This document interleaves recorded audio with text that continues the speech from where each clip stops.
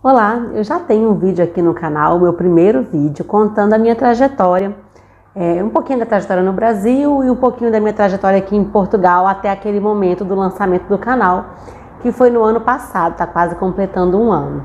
Então eu decidi fazer um novo vídeo, contando novamente a minha trajetória, mas com o olhar de hoje, da forma que eu penso hoje, da forma que eu identifico e avalio o meu trabalho hoje.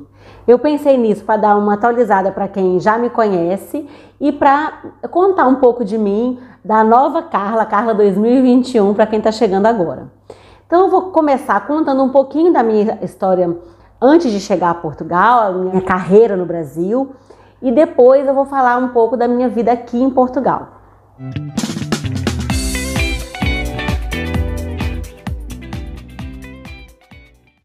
Eu sempre fui uma pessoa super estudiosa, estudei no colégio militar, então eu era assim uma aluna super CDF, super estudiosa e tal, embora fosse da galera da bagunça, mas eu chegava em casa, estudava e ia sempre super bem nas provas e tal. E aí eu morava em Brasília e quando eu decidi fazer vestibular, eu optei por fazer o curso de Direito, porque no meu entendimento era a melhor forma de você conseguir uma posição bacana no mercado de trabalho na realidade que eu vivia, que era a realidade de Brasília, onde todo mundo é funcionário público. Todo mundo, modo de dizer, né, gente? Para depois não colocarem nos comentários, eu não sou funcionário público, eu moro em Brasília. Então, em Brasília, a iniciativa privada não tem a força que ela tem em outros estados do Brasil, porque Brasília é uma cidade que ainda é muito dependente do serviço público e do funcionalismo público. E aí eu fiz o curso de Direito, não me arrependo, amei o curso. Na época eu fiquei em dúvida, eu queria ter feito jornalismo, mas eu achei que jornalismo em Brasília não ia ter muito futuro, enfim. Mal sabia eu o quanto o jornalismo ia mudar dali para frente, enfim. Hoje é possível ser jornalista em veículos pequenos, mas naquela época era direito mesmo e eu fiz o curso de Direito, adorei. A primeira pessoa que me falou que eu deveria fazer o curso de Direito foi um professor de português na 8ª série que falou: Carla, você escreve super bem, você ia ser uma ótima advogada, não sei o quê, então uma juíza, né? E despertou essa vontade em mim. Inicialmente eu fiz Direito com a intenção de fazer concurso público, acabou que eu mudei totalmente os planos depois, eu vou falar disso mais adiante. Aos 19 anos, quando eu estava no 3º semestre ainda da faculdade de Direito, eu passei no concurso público da Caixa Econômica, onde eu trabalhei por 18 anos. Eu conciliei a Caixa com a faculdade, depois eu conciliei a Caixa com a advocacia, depois eu conciliei a Caixa com o meu trabalho como professora de Direito. Ou seja, a Caixa esteve presente em praticamente toda a minha vida adulta, com exceção dos 2 últimos anos, que é o período aí em que eu pedi demissão da Caixa e passei a trabalhar exclusivamente na iniciativa privada. A Caixa, para quem está me assistindo aí, que não é do Brasil, é de Portugal, a Caixa é um banco público brasileiro, o único banco 100% público dos bancos comerciais no Brasil, vamos dizer assim. É um banco 100% público e para entrar na Caixa Econômica precisa fazer concurso, por isso eu fiz o concurso. E eu trabalhei lá por 18 anos nas mais variadas áreas. Eu trabalhei como gerente de pessoa física, ou seja, atendimento, contas, empréstimo, investimentos, financiamento de imóveis, seguros, enfim.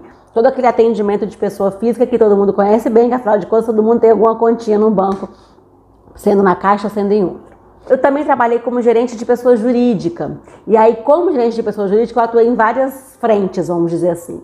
Eu fui aquela gerente de pessoa jurídica de agência convencional, que é aquela gerente que faz empréstimo, seguro, abre conta, faz cobrança bancária, enfim, investimentos também e tal. E também fui de uma agência corporate, que era uma agência focada em média e grande empresa. Eu fui gerente dessa agência há alguns anos. Então, eu era mais voltada para o atendimento de empresas de médio e grande porte. E eu fui também de uma superintendência que atendia o segmento de óleo e gás, ou seja, Petrobras e fornecedores, toda a cadeia produtiva que envolve a Petrobras. Então, eu atuei nessas 3 frentes diferentes como gerente de pessoa jurídica, como eu disse. Trabalhei um tempo também em áreas internas na Caixa. Então, trabalhei na área de depósito judicial por alguns anos em Brasília, na matriz da Caixa, e trabalhei na área de execução extrajudicial de contratos e de encaminhamento para a execução judicial desses contratos. Então, eu trabalhei na área de cobrança mesmo, efetivamente. Então, tanto a cobrança em termos de validação de seguro de vida para pessoas que a gente chama de seguro de morte ou invalidez, né? Que é quando a pessoa falece, a gente tem que tomar uma série de providências. E trabalhei também na área de preparação de documentação para execução judicial, trabalhei com a parte de execução extrajudicial, cobrança e da entrada no cartório para que converta a propriedade a favor do banco, no caso da pessoa não pagar, enfim. Trabalhei com a execução aí de modo geral dentro do banco.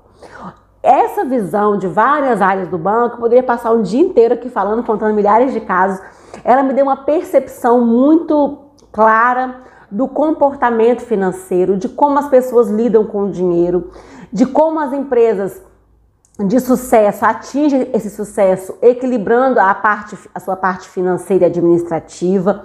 Também os casos em que a falta de atenção ou os equívocos que as empresas cometem comprometem esse resultado financeiro. Então eu tenho uma visão muito ampla de como as finanças impactam na vida das pessoas e na vida das empresas. E isso foi uma coisa que eu trouxe aqui para Portugal quando eu resolvi tomar essa iniciativa de produzir conteúdo na área financeira. Vou voltar a falar disso mais na frente, vou falar agora das minhas outras profissões no Brasil. No Brasil eu trabalhei algum tempo como sócia. Ju, um beijo se você estiver assistindo. Trabalhei como advogada. Eu atuava mais na parte de direito do consumidor e de direito de família, mais na parte de direito de família mesmo. Então, alimentos, divórcio, essas questões. E eu adorava ser advogada, eu conseguia conciliar o meu trabalho como advogada, porque eu morava em Brasília, eu tinha uma certa flexibilidade de horário na época, tinha uma carga horária grande para cumprir, mas eu tinha uma certa flexibilidade de horário, então eu conseguia encaixar isso com as minhas audiências e tal. Trabalhava muito nos fins de semana, fazendo as petições e tal, e eu conseguia conciliar. Quando eu mudei para o Rio de Janeiro, eu voltei a trabalhar em agência. Eu trabalhei em agência um tempo em Brasília, depois fui para a Matriz, e quando eu me mudei para o Rio, eu voltei a trabalhar em agência. Com esse retorno para a agência e com a loucura que é a cidade do Rio de Janeiro, era completamente impossível conciliar a vida de advogada com o meu trabalho na Caixa. Por isso, eu fiquei alguns anos sem advogar. Período esse em que eu trabalhei, tive contato com o direito sim, porque o direito permeia todas as relações humanas, inclusive permeia as relações bancárias também, mas era um contato com o direito muito voltado para o sistema financeiro, para execução de contrato, para garantias de contratos, enfim. Era mais um direito voltado para o setor bancário. Posteriormente, eu deixei de trabalhar em agência, voltei a trabalhar numa área administrativa e resolvi realizar um desejo que eu tinha na época, que era o desejo de atuar com pessoas. E eu tinha um desejo muito grande de atuar com pessoas na área do direito, e aí eu comecei a entender que eu poderia fazer isso dando aulas.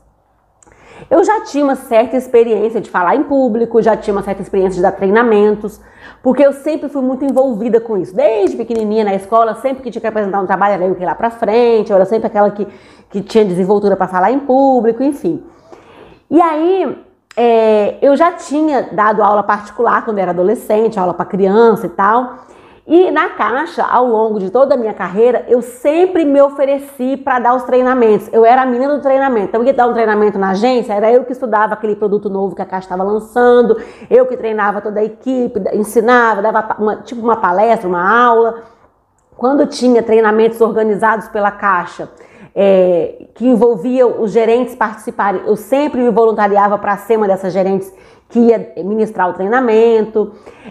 Quando tinha que falar de algum produto da Caixa para um grupo de clientes, por exemplo, de possíveis investidores ou de pessoas interessadas em fazer um investimento, ou então algum tipo de modalidade específica de empréstimo, algum tipo de financiamento, que eu tinha que falar com um grupo específico de clientes. Era sempre eu que me oferecia, que fazia isso, então eu já tinha essa questão, essa vontade de interagir com pessoas, dividindo o que eu conhecia e aprendendo com as pessoas também, porque não é clichê quando os professores falam que eles aprendem muito com os alunos, é verdade, eu vi isso na prática nos anos em que eu fui professora de Direito.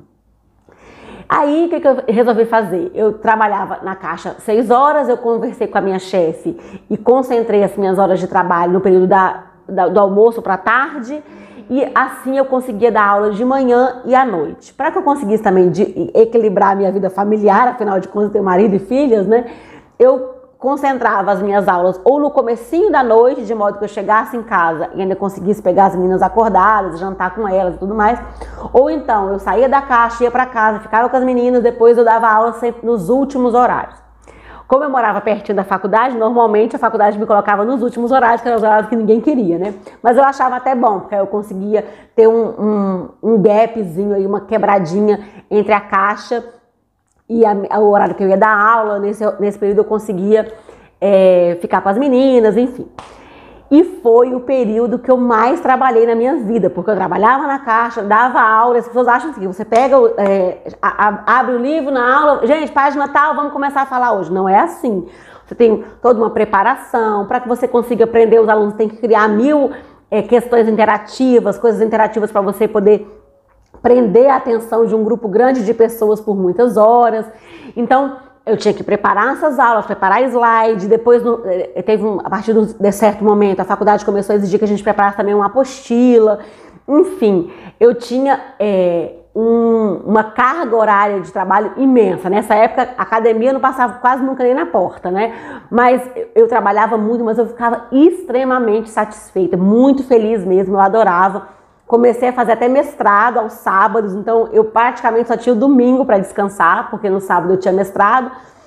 Acordava todo dia 5 horas da manhã para preparar as aulas antes das minhas filhas acordarem, para quando elas acordassem eu poder cuidar delas, não sei o que e tudo mais. Então era uma vida muito doida.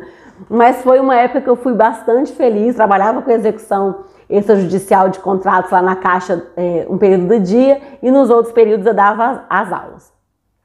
Até que em dezembro de 2018 eu entendi que o meu tempo de trabalho na Caixa já tinha se esgotado. Eu já tinha uma série de amigos, eu já tinha uma experiência ampla de conhecimento de como a Caixa funcionava, eu já tinha trabalhado em muitos setores. Eu já entendia que aquilo para mim já não fazia mais tanto sentido como já tinha feito um dia, e eu optei por pedir demissão voluntária, né? Eu entrei num programa de demissão voluntária. Nessa época eu já estava planejando a mudança para Portugal, não era uma coisa certa ainda, mas eu já estava planejando. Então eu entendia, já que eu vou ter que sair de qualquer jeito, já que eu quero me mudar para Portugal e eu vou ter que sair da Caixa de qualquer jeito, eu prefiro sair no programa de demissão voluntária, afinal de contas eu recebo um dinheirinho, né? Então eu optei, depois de muito refletir, por largar a Caixa. Inclusive a decisão de ir para Portugal, um dos pontos que pesava quando eu comecei a pensar nisso, um dos pontos que pesava eu vou ter que pedir demissão, afinal de contas eu sou concursada e na época não existia essa questão de teletrabalho, seria impossível eu trabalhar à distância, enfim, nem cogitar, nem passava isso na minha cabeça. Lógico que existia teletrabalho, tá, gente? Mas para minha atividade na Caixa não existia. Hoje tem muita gente na Caixa que trabalha de casa, agora trabalhou de casa durante esse período da pandemia, mas na época isso era uma coisa totalmente fora de cogitação. Mas enfim, quando eu optei, comecei a planejar e optei pela mudança para Portugal, isso pesou, mas eu tomei a decisão de que eu de fato ia sair. Eu sentia que o meu trabalho ali já tinha se esgotado, e eu fiquei mais alguns meses trabalhando apenas na faculdade e preparando a minha mudança. Então, em vez de ficar trabalhando na Caixa e fazendo faculdade, era o trabalho na faculdade e vender tudo, e organizar a mudança, planejamento financeiro para a mudança, e planejamento do que ia comprar quando chegasse, onde ia morar, enfim. Tomada a decisão da mudança, eu ainda fiquei trabalhando na faculdade por alguns meses, como eu disse, até o dia que eu pedi demissão da faculdade também, que para mim foi o momento mais difícil da vinda para Portugal, porque eu amava dar aulas, era uma realização para mim. Eu tenho até hoje muito contato até com os meus alunos, então foi uma decisão extremamente difícil para mim. Mas era uma decisão que estava tomada, era uma decisão familiar, então eu embarquei nessa aventura e vim para Portugal. O meu planejamento era ficar de 6 meses a 1 ano sem trabalhar, para que nós pudéssemos organizar a vida aqui. É claro que nem todo mundo tem essa possibilidade, seja financeira, seja emocional, seja pelo motivo que for, mas nós nos preparamos para isso e esse era o meu planejamento. Quem tem essa possibilidade eu acho que é interessante um dos dois ou não trabalhar, um dos dois quando é um casal, né? Um dos dois não trabalhar ou um dos dois trabalhar numa coisa que exija menos tempo de dedicação semanal. Por quê? Porque essa primeira fase de adaptação é uma fase complicada. Você tem que arranjar onde morar, você tem que matricular os filhos na escola, tirar a carteira de motorista aqui de Portugal, e agendar o CEF, e fazer entrevista no CEF, e abrir conta em banco, e não sei o que, resolver tudo. Se for financiar um imóvel, tem que providenciar toda a documentação para isso, se acostumar com os hábitos, procurar uma academia, procurar a escola de natação para as crianças. É tanta coisa para fazer que você fica realmente muito envolvido com isso. E eu posso dizer que os 6 primeiros meses foram só tomando conta de documentação, comprando os móveis para casa, comprando as coisas que a gente precisava de coisa de cozinha e roupa de frio que a gente não tinha, morava no Rio de Janeiro, um calor danado. Então foram 6 meses para criar uma estrutura de vida aqui. É claro que foi um super privilégio eu poder fazer isso, né? O Pedro ficar trabalhando enquanto eu cuidava dessa parte logística da família. Nem todo mundo pode fazer isso. Quem não pode fica bem enrolado no começo e muita gente até desanima, mas não desanimem, continuem. Se você está pensando em vir para cá e está com medo dessa fase, você já está aqui e está sendo uma fase difícil, calma, vai passar, você vai resolver tudo da documentação e vai dar tudo certo. Continuando. Só que assim, eu tinha me planejado para ficar de 6 meses a 1 ano. Depois de 6 meses, 7 meses, eu já estava assim, com muita vontade de voltar a trabalhar. Mas eu também não queria um trabalho em que eu tivesse que trabalhar aos sábados ou tivesse uma carga de horário que me impedisse de participar mais da vida das meninas, até porque aqui a gente não tem nenhum tipo de auxílio, então se eu precisava de fato buscar na escola, levar, enfim. Tem os ATLs, já falei sobre isso lá no meu outro canal, que eu falo da vida em Portugal. Se você quer saber, vai lá, que lá eu falo sobre educação, enfim, de como é que funcionam os ATLs aqui em Portugal.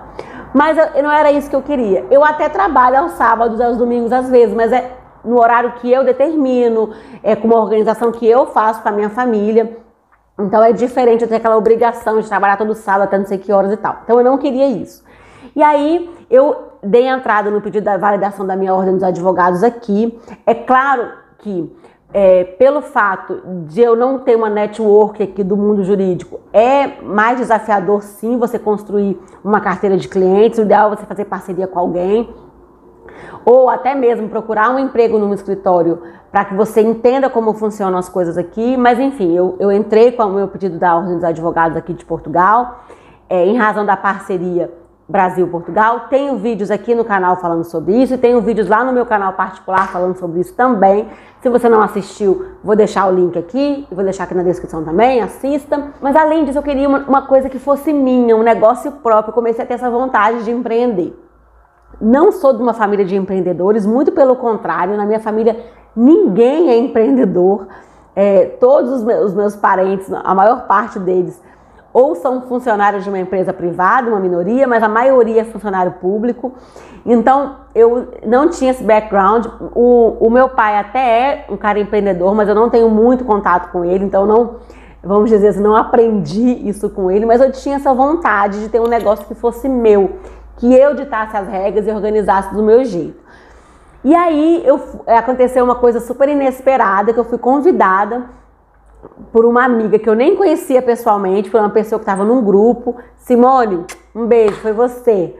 Ela colocou nesse grupo do WhatsApp que eu fazia parte, que ia ter um evento de lançamento de um projeto chamado Nova Mulher, que era para mulheres empreendedoras, não sei o que, se quem quiser estava convidado para ir.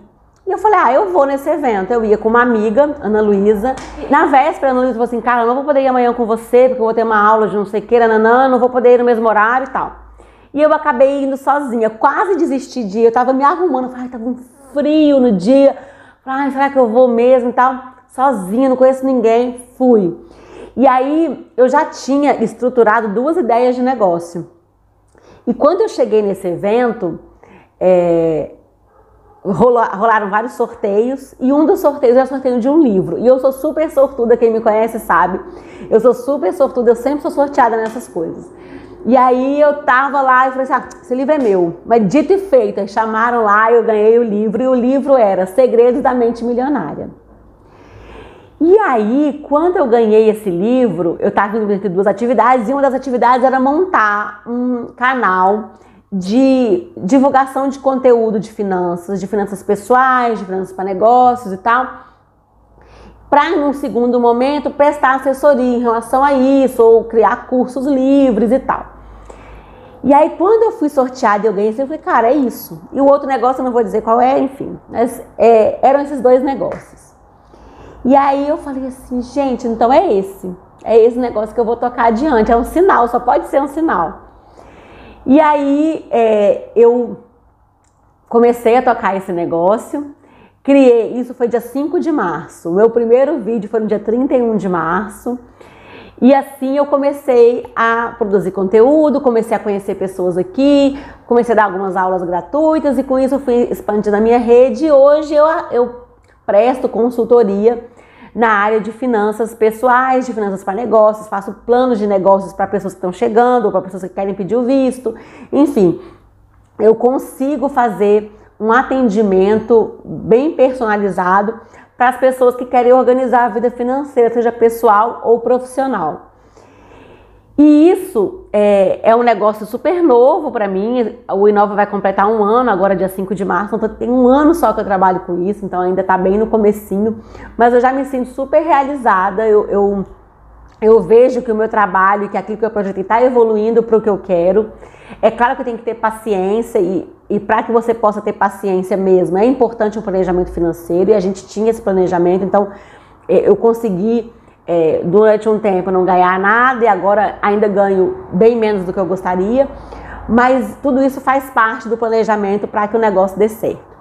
E eu consigo conciliar isso com alguns processos que pego ainda como advogada, não pego muitos porque a vida aqui é muito diferente do Brasil, então a gente tem uma estrutura diferente de vida, mas eu consigo conciliar com alguns casos.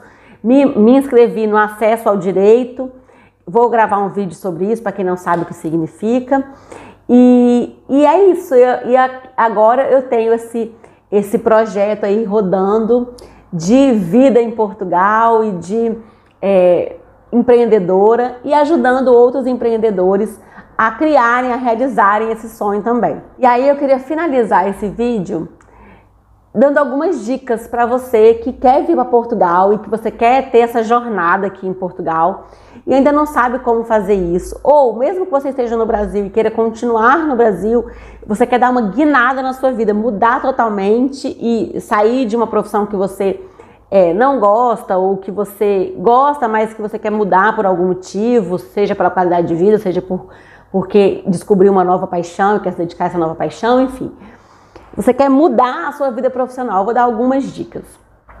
Se você quer vir para Portugal para advogar, eu sugiro que você estude bastante antes, porque a legislação aqui é diferente da brasileira, tem muita coisa parecida, mas tem diferenças. As coisas aqui funcionam de forma diferente e quanto mais você estudar, mais você vai estar preparado para sofrer menos adaptação, vamos dizer assim. Né? E eu acho que isso é muito importante. A segunda coisa busque parcerias. Vai ser muito importante no começo para você formar uma network. Então procure grupos de advogados, grupos de pessoas que empreendem na área jurídica ou associações para as quais você possa prestar seus serviços jurídicos. Enfim, busque parcerias. Parcerias com um advogado que seja. Aqui eu tenho uma advogada parceira que me ensina muito. E eu sou super grata a ela. A outra questão é encontre uma razão para aquilo. Parece clichê, esse negócio de propósito, mas porque você vai ter muito mais vontade de se dedicar a algo que você acredita, algo que tem a ver com o seu estilo de vida, com a sua personalidade, com a forma como você enxerga o mundo. Então, eu super sugiro que você busque algo que tenha um propósito, de fato. Terceira dica, coloque a cara, não tenha vergonha. Quando eu olho meus primeiros vídeos, falo, gente, como é que eu tive coragem de publicar isso? E mesmo hoje ainda tem muito a melhorar, eu sei. Mas assim, coloque a cara, tente, arrisque, vai em frente, põe o pé no acelerador, que as coisas vão se organizando. Não ache que você precisa saber tudo, ser PhD em Harvard para você ajudar alguém. Tem pessoas que sabem muito mais do que eu de finanças? Claro que tem. Mas Primeiro, nem todo mundo vai conseguir acessar essas pessoas que sabem tão mais. E não é pelo fato de existir gente que sabe mais que eu não possa ajudar aquelas pessoas que sabem menos do que eu. E eu estou ajudando essas pessoas. E eu vejo que o meu trabalho tem valor para essas pessoas e que essas pessoas têm mudanças, algumas mais significativas do que outras, mas tem mudanças na vida dela a partir do trabalho que eu desenvolvo. Então não pense que você tem que ser o número 1 do universo para você conseguir gerar valor e gerar contribuição na vida das pessoas. Não estou querendo dizer que você não possa querer ser o número 1, você pode querer, mas você tem que entender que tudo é um caminho.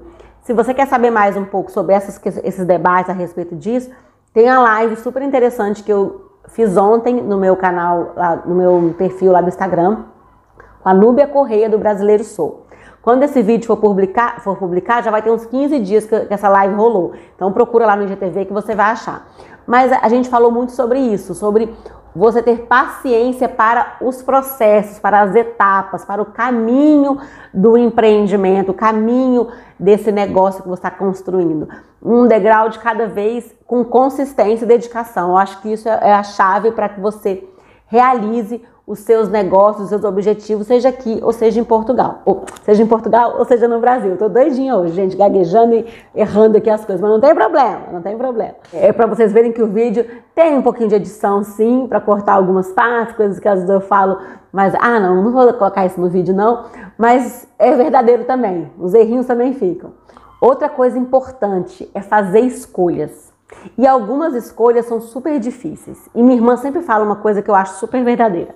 A cada escolha uma renúncia.